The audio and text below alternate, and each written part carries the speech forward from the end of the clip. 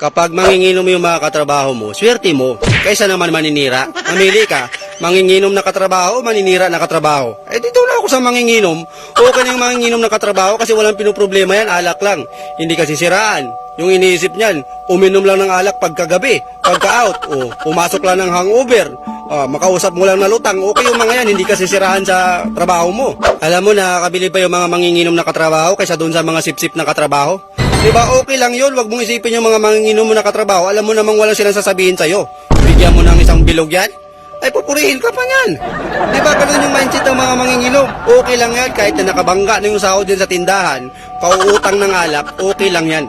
Alam mo, tuwang-tuwa ako sa mga manginginom ko na katrabaho noon. Lagi ako nililibre ng alak, nililibre ng pulutan. Yun nga lang, binabangga yung pangalan ko doon sa tindahan. Sinasangla yung pangalan ko doon, pero okay, nagbabayad naman yung mga yan. Masayang kasama yung mga yan, kaysa naman doon sa mga maninira, mga sip-sip, mga plastic. Diba? Wala tayong problema doon sa mga manginginom na katrabaho. Diba? Atayin nila yun, sinisira nila, hindi sa'yo. Yan ang lagi mong tatandaan. Papasok yan sa umaga, malalakas ang loob niyan, may mga hangover pa yan, yung iba hindi pa nakaligo. Pero okay lang. Wala namang ginagawang masama sa'yo yung mga yan. O ikaw, tatanungin kita, gusto mo bang makasama yung mga manginginom o yung mga maninira? Diba? Siya manginginom, magagalit lang sa'yo yan kapag pinatagay ka nang hindi ka tumagay. O tagayan mo ng isa. Pag kinulang, utangan mo sila. Pag hindi nagbigay, o di uwi ka na. Hindi nga manginginom yung katrabaho mo, chismusa naman. Plastic naman, sip-sip naman. Kawawa ka dyan.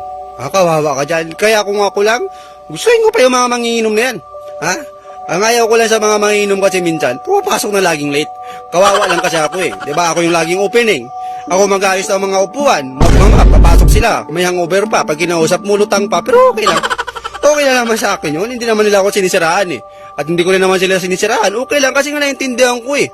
Pinainom ako nung kagabi. Kaya hindi ko na sinumbong sa bus ko. Pero yung pagsasama namin, okay sila. Wala akong masabi. All in all, 100% panatag, 99% alcohol. Walang ibang iniisip yung mga yan, kundi alak lang. Kaya malabo na sisiraan ka ng mga yan. Malabo na papakialaman nila yung trabaho at buhay mo. Yan ang lagi kong sinasabi. Ranas ko yan. Yung ibang mga katrabaho ko noon na manginginom, pag inventor namin, nasusulat yung gin bilog. Diba? Nasusulat yung sisig.